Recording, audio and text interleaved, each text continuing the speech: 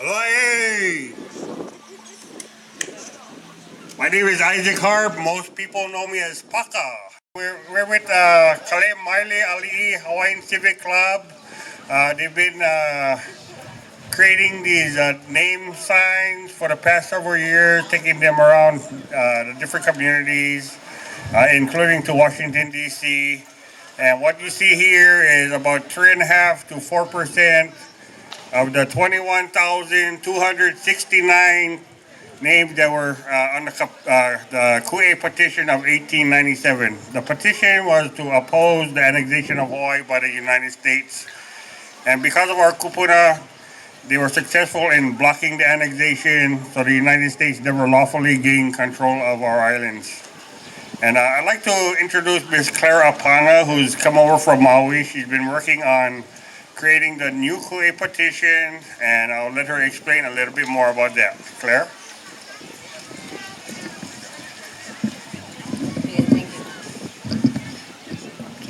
Thank you very much. This is quite an honor to be here today.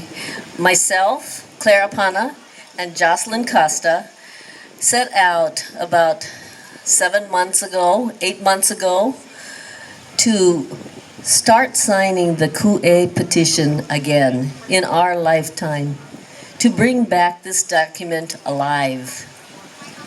And why did we do it?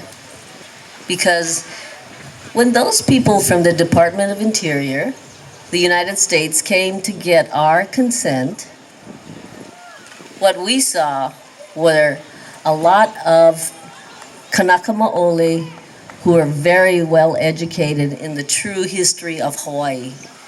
And what we saw was a lot of passion. We saw a lot of people speaking out the truth. What we didn't see was an avenue to be heard. Once again, as our kupuna in the past, the avenue was not made for the voice of the people. And our effort today is to join with our kupuna and have their voices and our voices heard.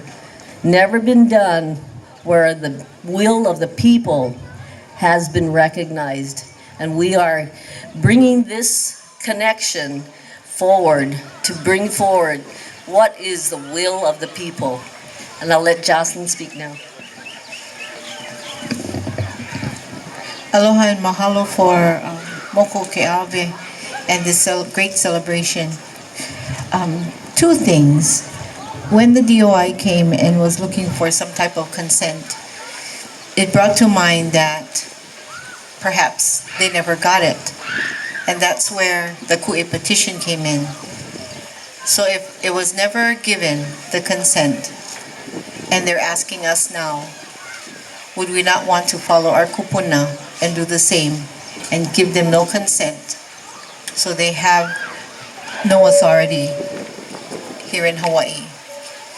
So we went and researched the original petition, replicated the exact same document so as not to change it.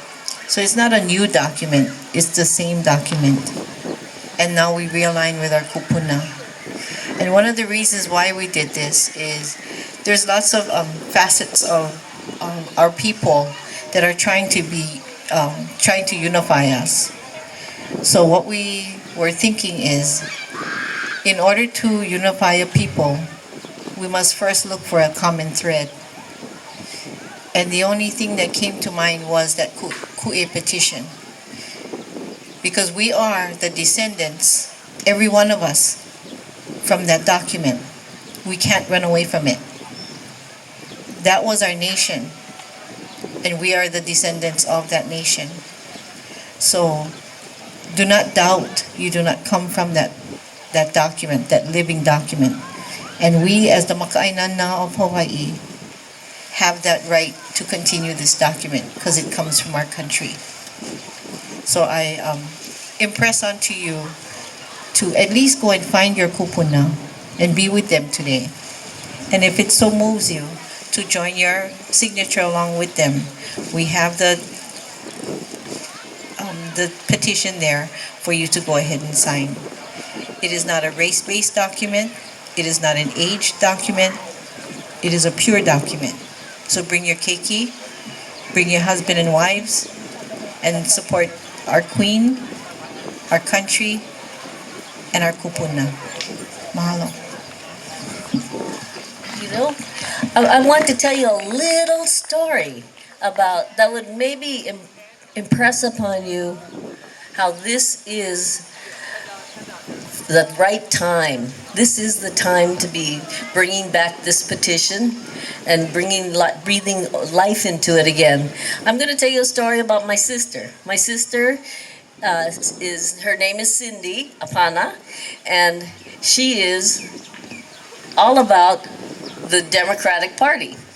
And unlike my interest, which is about the truth of the kingdom, she's used to be the recording secretary for the Democratic Party. And on about the time that we started to do this petition, she started to be visited at night by the kupuna, who would not let her sleep. And they said, get up and start working.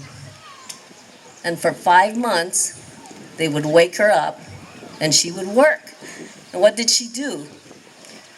She used to be the recording secretary of the Democratic Party. She made a database. She took those names, all in handwriting, and did the very best that they could do to decipher it. And she made a database so that today we can look on this database and more easily find our kupuna. I think the time has come. My sister, Democratic Party, but she listened to the kupuna and she made that database, and it's the first time that it's been completed in this way. And she's checked it like the names 3, 4, or 5 times, and still families come up and they say, this name belongs with this family. And we try to put those important corrections in. And families, just today, the president of the Maile Alii club, which started to do these signs, is here. And she was just telling me how her ohana, her grandfather is Mr. Richardson, who went with the Queen, who was one of the 4 men who took the petition to Washington. And a gentleman's walking by the booth, and I said, hey, we come in and see. And he comes in, and what do you know? He's a descendant of Mr. Richardson. And I said, your ohana is here, and this happens all the time.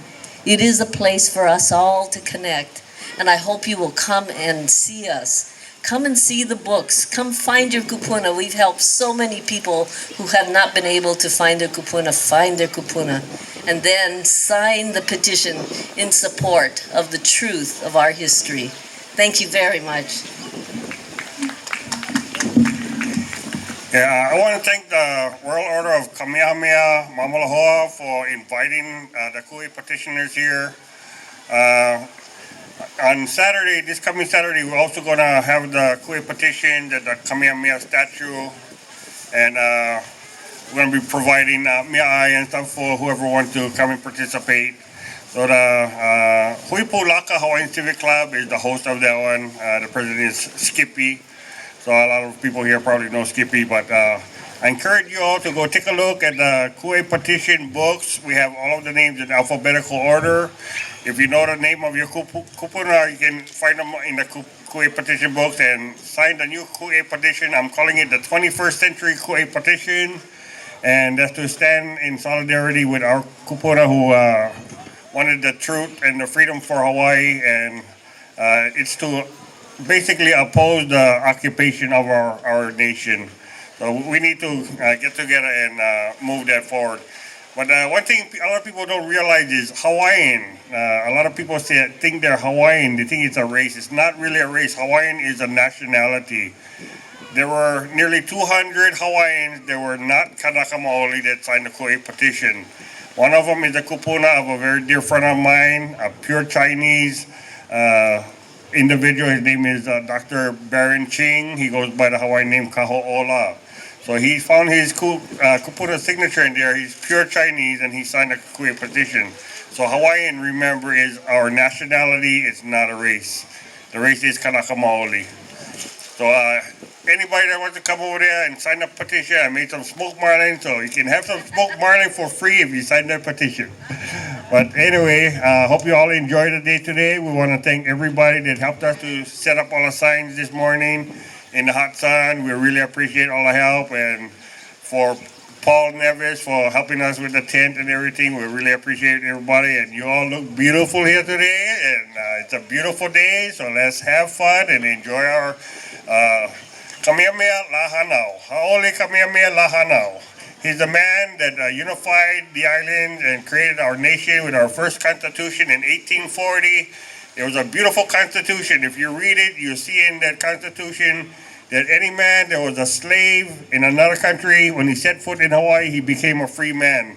What a beautiful thought that the people had back then. So he unified the islands, and the Kupuna signed that anti-annexation petition to preserve the nation that he started.